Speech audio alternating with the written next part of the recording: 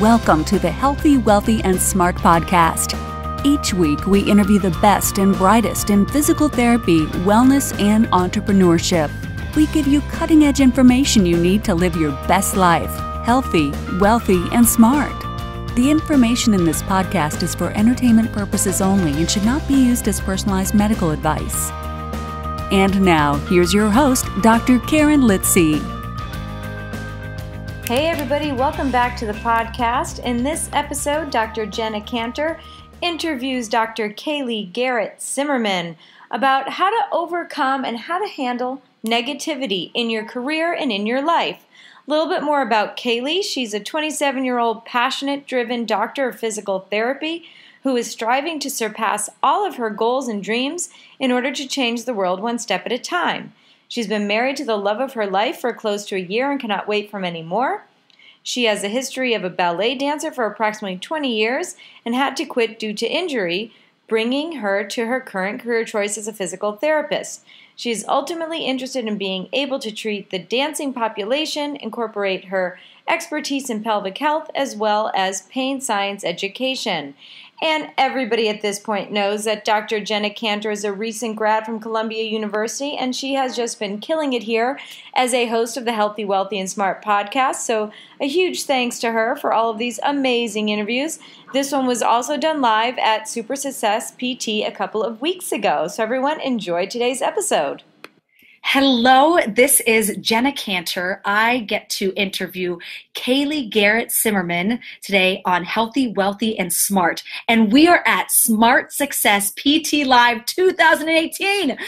Yes, very, very exciting. This is actually, for both of us, it's our first time at this conference. Absolutely. And so we're just really, really excited about everything and enjoying the networking and the connections at this incredible conference with speakers who really push your desire to market yourself and bring your practice as a physical therapist to the next level. And what I mean by that is just creating better healthcare for humanity as a whole, which is just such a good feeling to just experience every single day. Yes, absolutely. So much love at this conference. It's been amazing. It has been amazing. So first of all, Kaylee, thank you so much for coming on. Yeah, of course. Thank you for having me. This is great. So if you do happen to follow Kaylee on social media, she actually talks a lot about dealing with a lot of life things. And there was a specific discussion that you had in a video about negative Nancy's. And that made me go, oh my gosh, we need to go here. All right. Let's dive into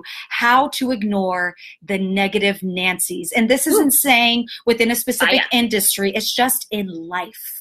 Yeah. So first, would you mind defining what is a negative Nancy in your book? In my book, a negative Nancy is somebody that does not support your goals, does not support what you want to do in life, and tries to bring you down versus building you up.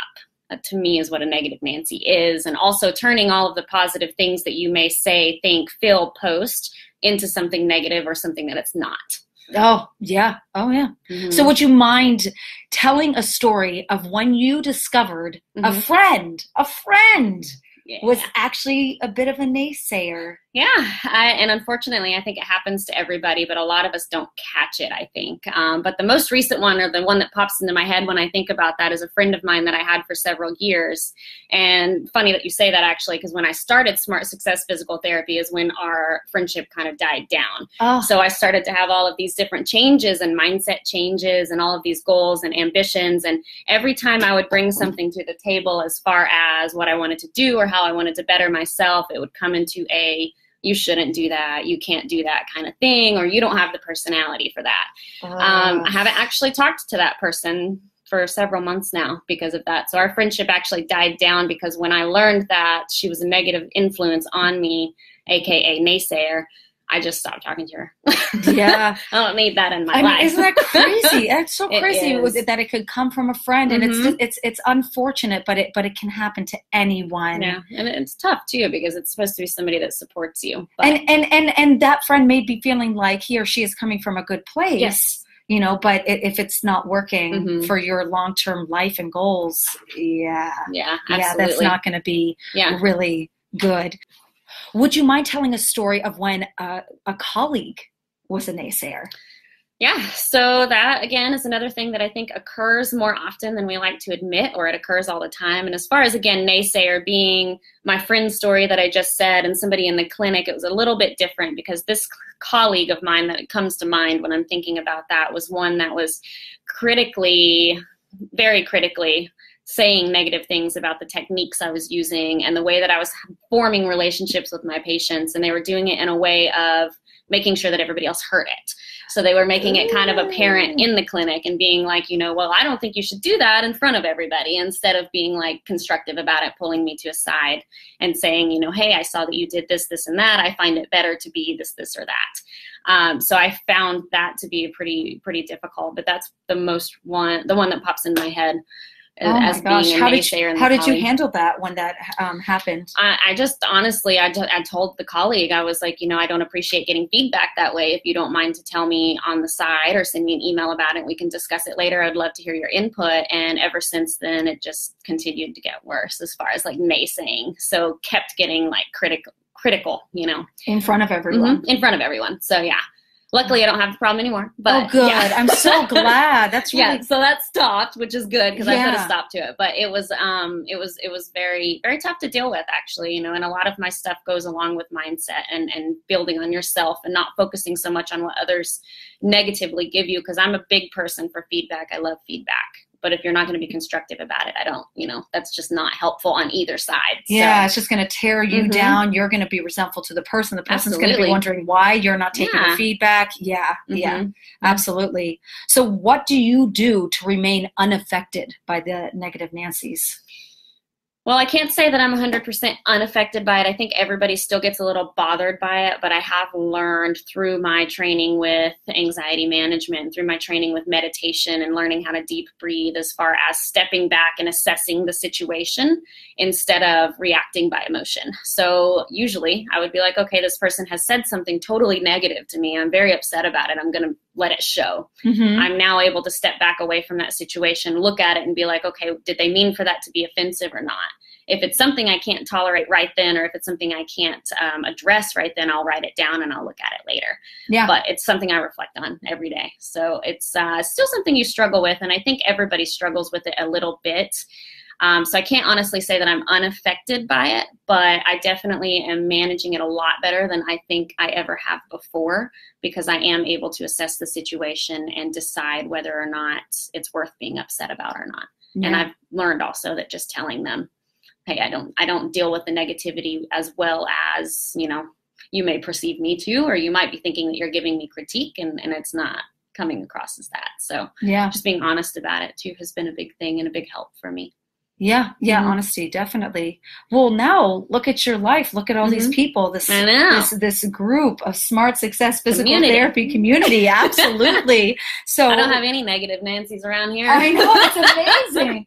Yeah. So what qualities, for anyone who may not be part of a group like this, what qualities should people look for in order to surround themselves with truly supportive people that will fire their flame? Yeah, well, you first want to find somebody that's going to listen to your goals and your ambitions. So if you're talking to somebody who's like not paying attention to what you're saying, then clearly you're wasting your time.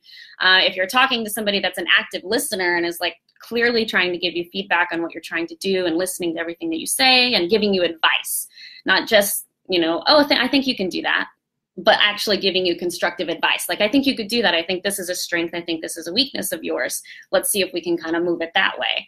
Or if they don't know anything about it, they still take the time out of their day to hear about what's going on. Because I think a lot of times we fall into the trap of we want to talk to anybody when we have a problem, if that makes sense, instead of finding that supportive person who's going to give us the best feedback. Mm-hmm. So finding the person that's going to give you positive feedback instead of negative feedback is very important. And as far as finding the qualities in those people, it's really more so in their listening skills based on my experience. Yeah. So if you find somebody that is good at listening, gives you the feedback based on what you're actually asking them, and not always reverting it to themselves and not always reverting it into not talking about the subject. And it's very hard to find those qualities, though. You don't find it a lot. You find it a lot in Smart Success PT, though. Yes, you do. You do. But even those, I think that's going to be really helpful to listeners or people who really want to surround themselves by a nice supportive network. Mm-hmm. That's extremely helpful. Well, Kaylee, Thank you so much for absolutely. coming on today. I really appreciate this, and Thank you for having me. And for those who have not heard Kaylee speak on a lot of topics just like this, feel free to follow her on Facebook. She has live videos on a regular, consistent basis where you can just really connect and find areas in your life where you might just go, oh my gosh, she's literally speaking to me and helping me get through this part of my life right now. So thank you once again for being on here. Thank you for having me. Thank you for listening, and please subscribe to the podcast at podcast.healthywealthysmart.com. And don't forget to follow us on social media.